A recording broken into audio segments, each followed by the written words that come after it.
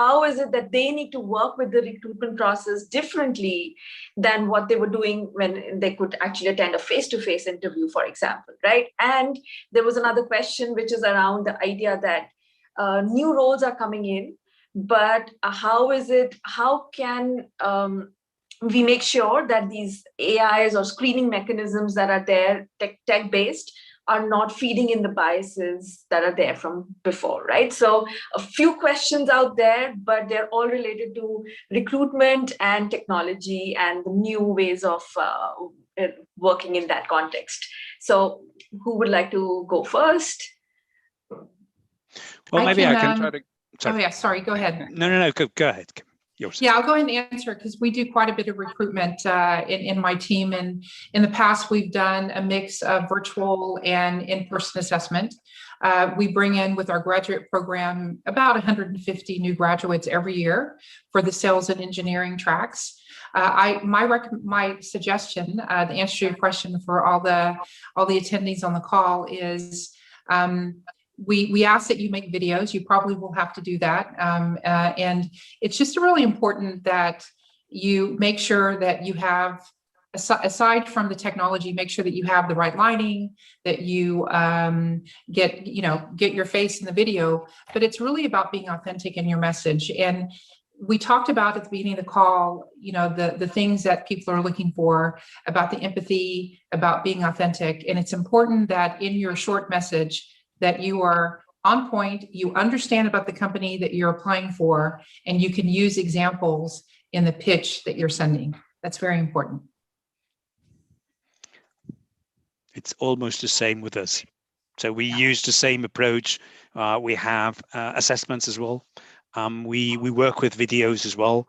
What is important for us is bias. You mentioned bias just a moment ago. So something to mention is what we realized is when we did it on a human basis, we were much more biased. Well, we hope at least to be less biased when we do it with an assessment process behind it. Because look at me, if I have to choose someone, I have my biases and I will go on with that, although I think I'm perfect, of course. So what we try to do is the other way around. We give the applicants our values. Values like Sarah mentioned, inclusion is on top, for example. Partnership is very important for us. And trust, for example. Now the question is, how do you cope with these topics? And they can prepare something, or they can just, explain how they feel about it. And we look at that. And if the video is, of course, appealing, then it goes on with the assessment center and so on as well. Can I make just a quick point on recruitment? Again, I don't want to repeat what my colleagues have said, but I would like to make one point, which is around, we want to make it as real as possible. So we use a lot of case-based interviewing. We use group exercises. And aside from authenticity, which is an obvious feature, but yeah, it's one that shines right through. We want to look at and see those skills put in practice. And one of the bigger skills that we're testing for now is around the ability to reach across the aisle, if you want. Because we have multiple generations, people who are digital natives, people who are boomers, people who are generation X, Y, Z, you name it. And it becomes increasingly more difficult to look at things and to be able to sort of reach across intergenerations. That's, I think, very important also to take that into account when we're reaching out to individuals, to graduates. And then one very quick point on automated AI-based screening tools. Those are very good for companies. If you have a lot of massive amounts of people that are applying to a job, typically they tend to be for lower skilled jobs, I would say. I don't think that it applies to most people in this call, I would think. They are good tools. They've really helped to become, make the whole process more efficient. But there is a certain amount of bias. I think recruiters have and developers have realized that, and that has to continue, right? So it's work in process, I would say. Okay, and I think we are starting to close the session. So I just want to remind people, if there is a question, feel free to type in the chat, or at the end, we might just ask you to volunteer to raise your digital hand so that we can call on you also for the questions, right? So with that, I want to actually ask a question starting from Sarah, because Sarah, you were working as the Chief Purpose Officer and also sustainability, right? So interestingly, when we were doing our training programs or teaching in our classrooms to the executives, more senior people, during the pandemic last year, a lot of times I got this idea from students that they started doing a lot of soul searching themselves. Why are we doing what we are doing? And they started demanding a lot more from their companies in terms of, why do you need to do layoffs? Do you really need to do layoffs? What is your purpose? What are you doing for sustainability, for the planet, right? So my guess was that the candidates or employees were actually demanding a lot more of purpose and meaning from their organizations. So one of the things that I would want you to address is, what is it that companies can do, are doing, to kind of make that connection with the employees on the purpose and the meaning aspects? Well, first off, I just say, yes, I'm so glad these questions are being asked, and keep them coming. This is the way that we change the world, and that's what is so exciting. And what we're beginning to see is, in some of these companies, we're seeing reverse mentoring. When I'm doing workshops with any of my companies or brands, I'm like, I want your youngsters in the room. I want to hear from them. I want them to tell me what's going wrong, what they don't like about your product, what we can do better, because I really want to hear that.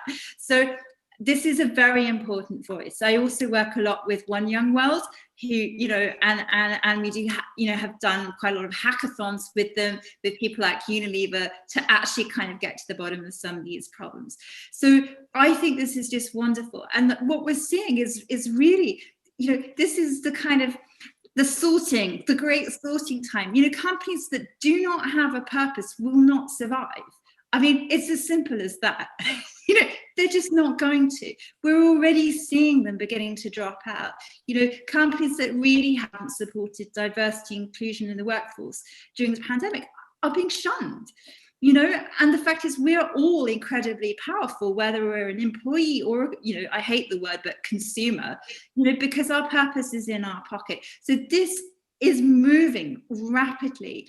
And I firmly believe that every successful company needs a purpose. It needs to listen to everyone, in its organization. And it's very important. And those companies that are awake to that are the ones that are succeeding, and the ones that are really leading in this sphere. So, the RBs, Unilevers, are really listening to what people have got to say, and are empowering their kind of younger team members to actually go and solve some of these problems. Okay, you brought it up. Okay, you go solve it. And I think that's extraordinary. To really kind of, within the structure of a company, to give people that license to operate. I mean, that's amazing. It's, and it's really fun to do that. And I'd love to hear from the Davids and Kim, what they're doing around this. But, go for a purpose-led company. When you join a company, speak up, but also before you even join, really know what your purpose is. Really start to explore what's important to you. What do you want to change in the world? Why do you want to go to that company? Will they allow you to kind of push the envelope in that direction? Because they want your enthusiasm. They want your exhilaration. They want your inspiration, and you've got so much to add and so much to bring. So on that note, I'm going to hand over to the others, because I'd love to hear what they're doing. Sarah, can I just pick up? Yes, I'm going to give it to you, David, but I just want to bring in a question from the chat. and just throw it out there as we continue to have this conversation on the purpose and the meaning, right? So the question in the chat is very interesting. It says, you've touched upon the importance of inclusion, but do your companies have a shared definition of what inclusion is and how that guides your decisions, right? So on the purpose, on the meaning, these are kind of very nebulous concepts, inclusion, including. So what is your take? How do we create a common definition around these topics? May I maybe just to add on to Sarah and then to answer this question. First thing is, we created a purpose. So we have a new purpose which came out in December. And since then, the EXP and the board of directors doing nothing else than hammering the purpose into the organization, because we're not yet there. So that's an interesting thing. The second thing is we adapted our values. So we defined a set of values in which one, for example, is inclusion. And within our HR strategy, which should last until 2022 as a first step, we have broader diversity and inclusion. And we have clearly defined, and I think I am on the same page with Sarah to say, it's not only about women, it's about everyone. We have, just to give you an idea, we have 2.1 million clients worldwide. We are in 50 different hubs in the world. We have about 100,000 corporates. We have 500,000 people, which you can sum into the wealth management area. We have 1.5 million, which are more the smaller clients. People are so diverse. Our clients are so diverse. We have people coming from 150 countries in the world. Diversity and inclusion is something we can't not live without, because we are diverse and we need to be inclusive. So I think having these values, and this is not only marketing, this is really living up to these values, is for us as important as doing business, because we won't be attractive, we won't have any future if we don't have a purpose and we don't live up to that. Thank you. And with that, I think we have 5 more minutes left. So I want to open a new question, and as we go along as well, right? So maybe this is going to be the last question. As you address meaning, purpose, new skills, what is it? I mean, let me start with Eva. What is that one skill, if you could tell the audience that they should be practicing, something that is not easily taught in classrooms, but something that is exceptionally important and is becoming an absolute requirement in the recruiting process, in how companies are looking for, right? So what is that one skill that you would say is something that people should be working on? Well, it's a difficult one, Kirti. Maybe problem solving, I would say. But what I wanted to share is the skill I would like everybody to be working on is job search, right? Because at the end, a lot of the students are already doing a degree about what they want to do, but as Sarah was saying, they don't know what they want. They don't know the companies that could be a fit. And then, they have to do a lot of networking to find out new ideas and also to get them a foot on the right company, and also practicing interviews, right? So my skill to the audience is job search, right? So let me do this because it's a little bit of my shop, but I think it's really important because at the end, you're studying, but this normally is at the end of the list. Thank you. Kriti, can I give you my thoughts on that? Mm-hmm. I think it's very difficult to just say, here's the one skill that you need to learn. I think the world is becoming, and the field of knowledge is becoming a lot more cross-functional. In fact, here's a challenge for you guys at IE.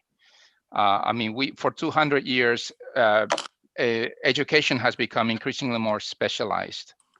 And I think what we need now more than ever is we need to almost go back to the Renaissance. We actually have the expression at PwC, Renaissance talent. Okay, these are people that are digital polymaths, that can cut across multiple areas of study. I would say that the number one skill that I would say is not taught in school necessarily is curiosity. You have to be open to what's out there. You have to be unbiased, right? Because we all carry biases, whether we realize or not, they're in there, gender or otherwise. And I think curiosity is probably the one thing that can really open us up to the world. Okay, and we And then have one to, last thing. Yes. I just wanted to say, following up. We are left with 2 minutes, and I need to give 30 seconds to everybody on the panel. So when you're interviewing, just following up, and Sarah, not shut up, I promise. When you're interviewing, Sarah, following up on the point that you made earlier, it's not a company that's interviewing you. You are interviewing the company, and you need to challenge them on what's their purpose, what do you stand for, and is that something really that I want to marry my life to?